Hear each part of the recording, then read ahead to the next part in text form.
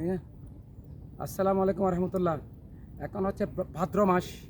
ভাদ্র মাসে শিম বীজ রোপণ করার উপযুক্ত সময় দেখেন।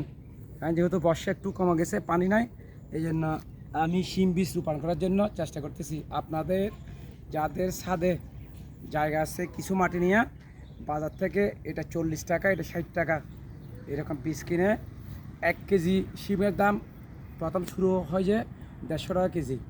আপনি চেষ্টা, আমি কিছুক্ষণ আগে এখানে এটা সব ঠিকঠাক করে এই তো এখান থেকে 5টা বীজ সবাইকে একটু দেখাই। আমি বন্ধ দিন কিন্তু বসে থাকি না, ঘুম থেকে উঠি তাড়াতাড়ি এই কাজগুলোকে দেখেন। শিম বিচি দেখেন, এই তো এখানে রোপণ করছি 5টা দিচ্ছি, বেশি দিন হয় যেহেতু বেশি দিন একটা পুকুর আছে।